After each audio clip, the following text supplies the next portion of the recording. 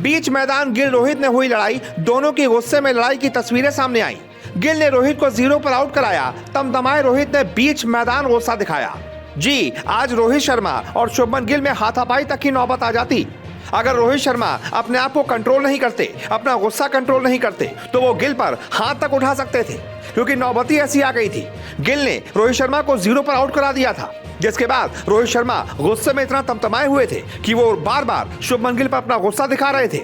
बीच मैदान गर्मा गर्मी बढ़ गई। दरअसल हुआ यूं कि टीम इंडिया की बल्लेबाजी की जब शुरुआत हुई, दूसरी ही गेंद पर रोहित शर्मा ने मिड ऑफ की तरफ एक शॉट मारा।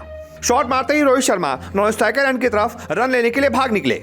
अब रोहित शर्मा की कॉल थी, तो कायदे से शुभमन गिल को रोहित शर्मा की कॉल पर भरोसा करके दौड़ जाना चाहिए था। अगर शुभमन गिल रोहित की कॉल पर तुरंत दौड़ जाते तो रोहित रन आउट नहीं होते, लेकिन शुभमन गिल पीछे मुड़कर बॉल की तरफ देखने लगे।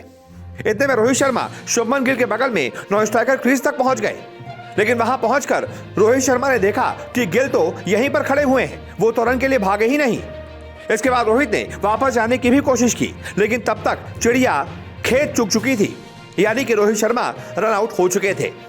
अब बताइए, एक ऐसा रन जिसमें रोहित शर्मा अपनी क्रीज से लेकर सामने वाली क्रीज तक भी पहुंच गए और वापस आने के लिए भी थोड़ा बहुत दौड़ निकले। इतने में तो अगर शुभमन गिल तुरंत कॉल पर दौड़ जाते तो बहुत आसानी से सिंगल हो जाता, लेकिन गिल की इस गलती का खामियाजा रोहित शर्मा को भुगतना पड़ा और उन्हें 0 पर आउट होना पड़ा। अब ये तो दुनिया को पता है कि कोई भी बल्लेबाज 0 पर आउट होना नहीं चाहता, खास तौर पर रन आउट जिसमें उसकी कोई गलती ही नहीं थी, यानी कि रोहित शर्मा की कोई गलती नहीं थी। इतना अच्छा शॉट खेला, तुरंत कॉल किया, लेकिन सामने वाले की गलती की वजह से कप्तान रोहित शर्मा 0 पर आउट हो गए। बस इसी वजह से वो मैदान पर ही तमतमा गए। वो तुरंत शुभमन गिल को खरी खोटी सुनाने लगे, बार बार बल्ले और हाथ से इशारा करने लगे कि मेरा कॉल था, तुम्हें मेरी कॉल पर भागना चाहिए था, तुम्हें मुझ पर भरोसा करना चाहिए था। जवाब में गिल भी तू मैं करने लगे। गिल भी अपनी तरफ से बताने लगे कि मैं तो बॉल देख रहा था, लेकिन रोहित शर्मा का गुस्सा वहीं पर नहीं थम रहा था। वो बाउंड्री लाइन तक जाते जाते पीछे मुड़ मुड़कर शुभमन गिल को गरिया रहे थे। वो शुभमन गिल को ये बता रहे थे कि तुम जूनियर हो, मैं सीनियर हूं, तुम्हें मेरे कॉल पर भरोसा करना चाहिए था।